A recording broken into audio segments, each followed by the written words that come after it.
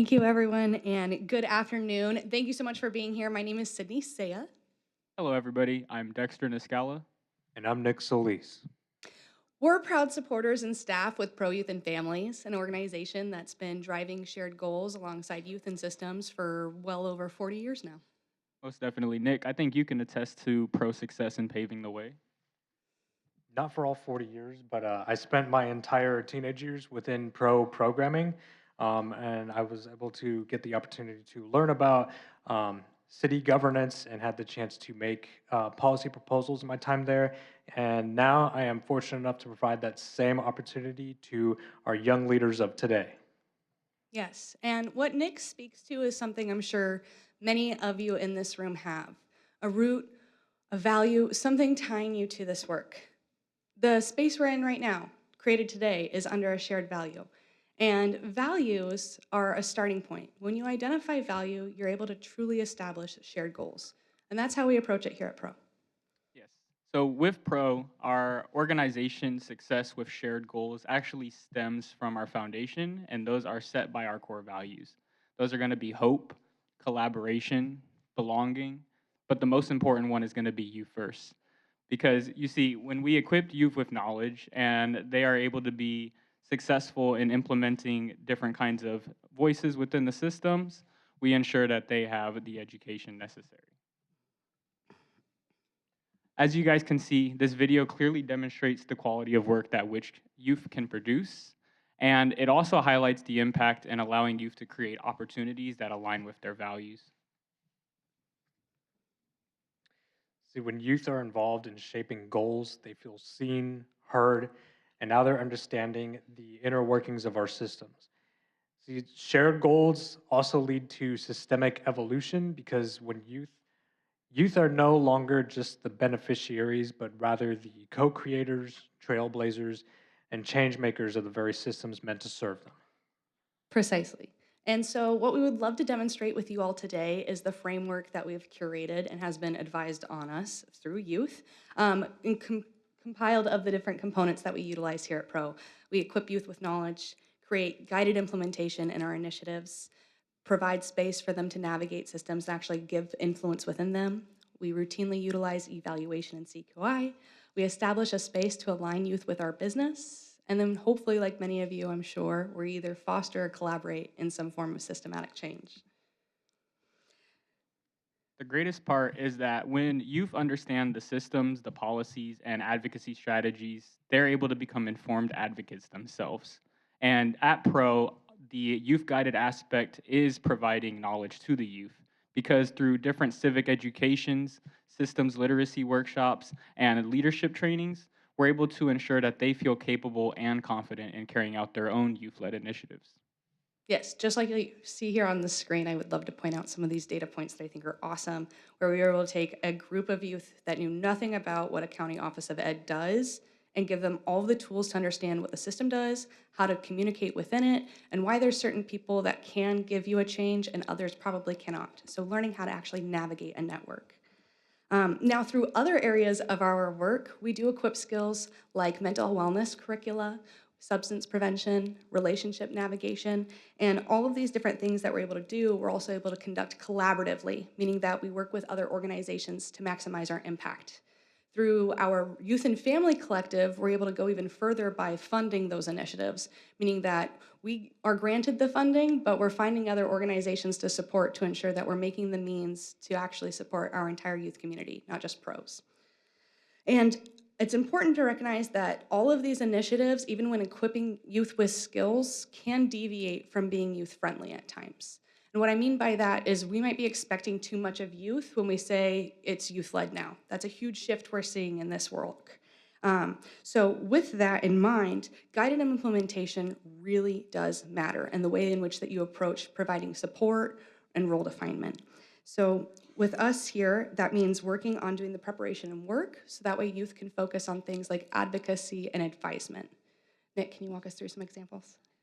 Sure can. So I have a few examples here within our city governance programs. So within our city governance programs, we teach youth about active city funding sources and what insights departments are seeking to have youth perspectives on. So we also showed youth how they can navigate through these political systems and ask our partners where we can all collaborate together and include those youth voices. So guided implementation starts with also giving the youth a platform to learn and then giving them education on what resources are available, what kind of policies are active, and which people can implement the wishes of our youth. So by training our youth to research, advocate, and present, youth feel prepared to articulate their needs to adults in a way where they can make tangible change because now they understand the boundaries of political recommendations. Yeah, thank you. And I would love to dive in also. This was an entirely youth designed project that I would love to showcase to you all. And just an example of youth led initiative and what it can really do. So, in our mentorship peer to peer programming, we gave youth access to mental wellness curricula. We showcased to them what resources are available on their campuses. And then we went a little bit further to dive into some stress resources that were accessible to them. From that, though, the youth fully designed this concept of preventing overload mode or stress. So they redesigned and revitalized the language that they would use to communicate how to approach this component of our mental health to their peers, and then they pushed this pamphlet out on their campuses. Now, in order to sustain youth voice, what we do at Pro is we don't just let this project live in the program. We take this pamphlet and we push it out during our outreach activities. So that way we're not just adults teaching youth how to do mental health, but we're saying this is what your peers think and this is how they approach it. And then aside from just that, we also push this out in our other programs. And that leads to influence, right? Definitely. So we are able to establish youth voice within the systems and youth influence within the systems as a means of establishing our own system trust and accountability. And what that looks like essentially is by being able to provide a platform for youth where they can discuss and advise and provide input onto topics and policies that don't just affect youth, but affect all of us, right? We're able to welcome a fostering inlet for those youth that want to get involved within that space. At Pro Youth and Families, we actually designed and implemented the Sacramento County Behavioral Health Youth Advisory Board. And this was a shared goal amongst the Sacramento City, Sacramento County, the Sacramento County Office of Education, and Sutter Health. The BHYB was a great opportunity for youth that wanted to get involved with the system because they directly advised the Sacramento County Board of Supervisors, directly reported to them, as well as various other committees, agencies, and coalitions across the county. And they were also an active facilitator and advisor to the Sacramento County Student Mental Health and Wellness 10-year plan. The Sacramento County did a plethora of things, and some of them included were being able to provide quarterly updates to the Sacramento County General Mental Health Board. They were also able to provide insights and input to county contracted prevention and intervention services to make them more youth-friendly. We were also able to have them create a social media page where they shared resources, offered services, and then also increased accessibility for youth across the county and beyond. And programs like the BHYB are just super crucial and super essential because when we are able to foster a welcoming inlet for youth that want to get involved in the systems, we are able, as the adults, to continue providing them an opportunity to do so through systems navigations and civic literacy when needed. Yes, and to continue boasting about the BHYB, because this was one of my program babies, one of the things that I love to share with everybody is these youth advocated so heavily at the start of the pandemic for telehealth resources. They saw the need, they understood the accessibility it would provide to their peers. And their continuous advocacy actually allowed them to not just collaborate with their county Department of Behavioral Health, but the State Department of Behavioral Health as well, meaning that they got to sit in on listening sessions, be involved in designs of telehealth apps, and now what that meant is they feel immense pride when they see brands out there like Soluna and Bright Life Kids. Not just because they think, oh, that could be a good app, but they're like, I know that Sacramento youth were involved in the design of that, and my peers are gonna get something from that because it was something that I got to be a part of and creation in. And that just goes to speak to youth influence overall and in action. Now, youth influence remains effective, and our approach in being effective is through evaluation and feedback, or the ways in which that we're amply conducting CQI in the way that we approach programs, initiatives, and collaborations. Now, of course, evaluation is the most effective when it's done collaboratively with the youth, which means that we understand youth are providing outputs constantly, and that's not very youth friendly. So to be more youth friendly, we create multiple modalities for our evaluations and cyclical engagements for our feedback. All right, so how do we achieve this? Our organization has developed our very own internal Youth Advisory Board, or YAB, that is designed to support and provide us feedback to our organization. So, in doing so, we foster a solution oriented youth community and allow them to maintain some autonomy for the kind of improvements that we make for our programs, which also leads to the betterment of future participants. And regarding how this youth advisory board is composed, all of the members were alum of our various programs across the organization. Um, Scarlett, one of the members pictured above, was one of our youth advisory board members and actually served within the Youth at City Council program for a number of years. She's been incredibly dedicated to empowering her own political involvement as well as her communities. So every year, our Youth at City Council programs are refined with new lesson plans, updated games and activities, and all of which Scarlett has actually had the opportunity to provide direct input on and work collaboratively in curating those materials for the youth. And as a whole, the board has worked alongside our organization to give us feedback on how we refine all of our materials in a youth-friendly manner. And this also led to us improving several programs, lesson plans, how we curate promotional material, staff training components, and even helped us create, again, new activities for the programs that we deliver. All of these factors yielded higher program efficacy across the organization entirely. So this continuous qualitative improvement, CQI, this ensures that programs stay responsive to the evolving and unique needs of the youth. And upon the completion of all of our projects and programs, PRO utilizes CQI and evaluation tools to ensure that we stay proactively responsive to adjusting to the needs of tomorrow's youth. And on the topic of CQI, at PRO, through our various types of it, such as exit surveys, focus groups, direct youth advisement, we're able to ensure that youth voices are elevated the entire time. And when I say this, it's more so not where we're just looking to, hey, how can we better improve our programs for ourselves? But we really want to learn and introspectively, what are the nuances? What are the whys? What are the hows? How could we improve this? What would make it better for the youth within our programs? Not more so just on our programs and facilitator expectations, but also from the youth's perspective.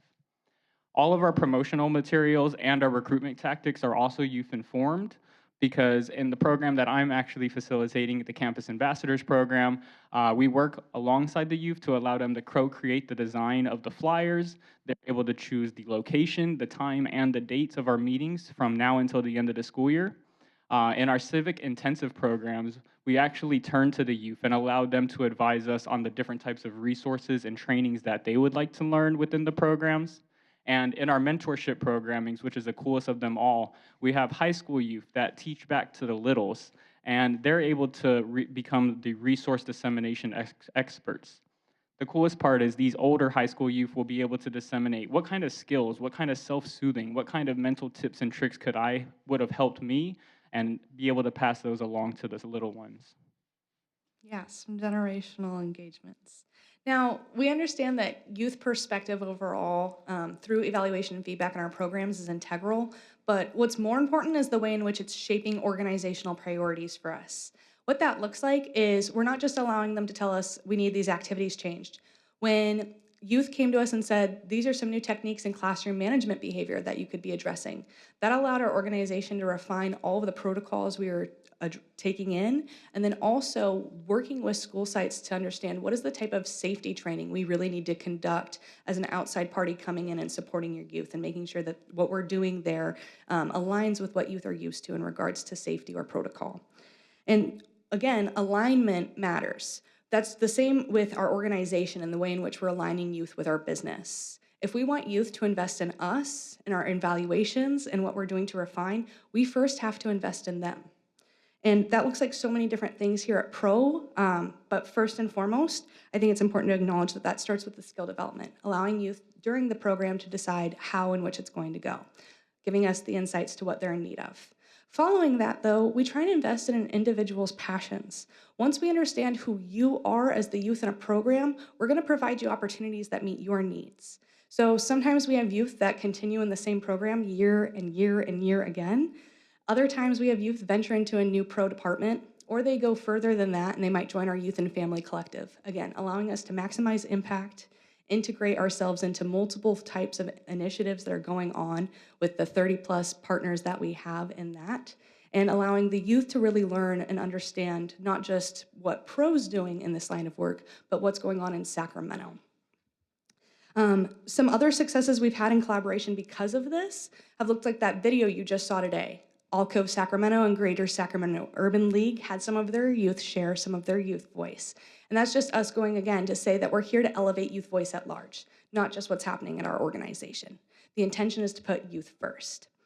Now, also on here on the screen are just some other youth to elevate in general. I've got Judith Marquez, one of the most phenomenal first ever appointed board members representing students with Sacramento County's Office of Education.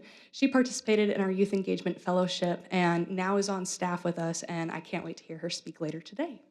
You also got to see in the video debuted Natanya Karat, who is a veteran of Breaking Barriers like myself at this point. You will get to see her tomorrow.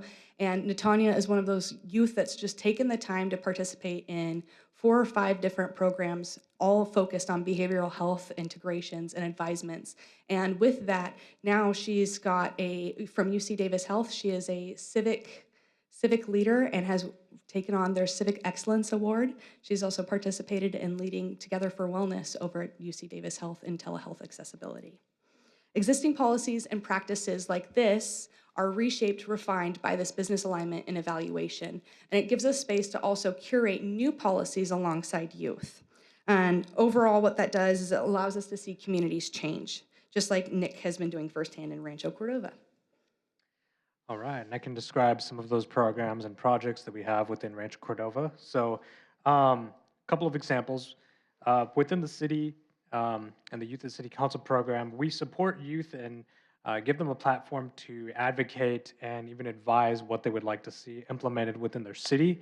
One example of this you can see on the slide above is the Rancho Cordova Youth Center. The project and development itself of the Youth Center was actually a collaborative effort between the Boys and Girls Club, the City of Rancho Cordova, and the youth of the community.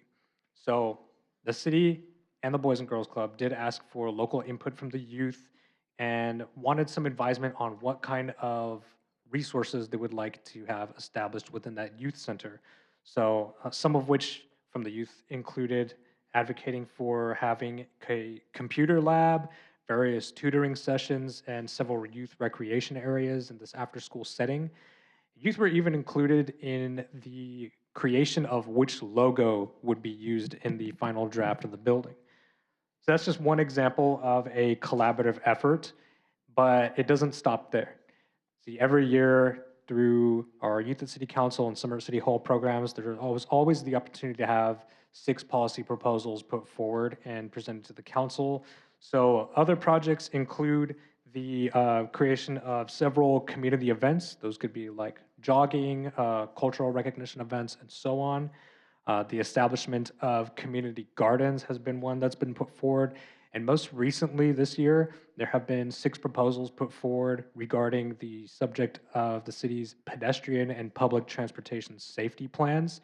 And I'm glad to say that those are all going to be considered for implementation in the following year. So additionally, we also have the Behavioral Health Youth Advisory Board from Sacramento, and they have advocated for having shared leadership and financing. And they achieved this goal by speaking with Sacramento's Mental Health Board, the County Board of Supervisors, and reaffirming the need for such initiative to Sac County Office of Education's Board of Trustees. Members have also had the opportunity to attend legislative hearings and advocate for items such as AB 2411, which sought to have the establishment of local youth boards across the state of California. So those are just a couple of examples, or a few examples of some of the tangible changes that we are making within the communities. One of our greatest collaborations over the last few years has been with the Commission of Behavioral Health. We had the opportunity to pilot doing some statewide research on youth advocacy in behavioral health. And so, through feedback of more than 400 youth across multiple counties, some of you who are here today, good to see you again, we were able to produce recommendations around so many different things: mental health literacy, ways in which to approach stigma, especially alongside youth having conversations with their parents on it, conversations on what networks are accessible to youth, how in which we're integrating school-based restorative practices. The list goes on and on. But what really came out of that engagement with the Commission of Behavioral Health and putting forward this need for youth networks and statewide advocacy was this opportunity for funding allocations, which now means that the Commission is focused on pushing out more advocacy programming, allowing youth to be involved in this system over the next few years. And we're excited to be a part of that systematic change as a collaborator, just working with some of the other organizations really carrying on the initiatives. And we look forward to future opportunities to create change, just as all of you do, which is why we're here today discussing shared goals in this concept.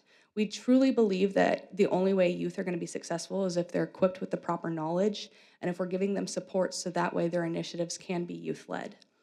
Through our support, we're able to ensure that there's space for their influence in the system and that they feel well aligned with the business so that we're carrying out goals that matter to them.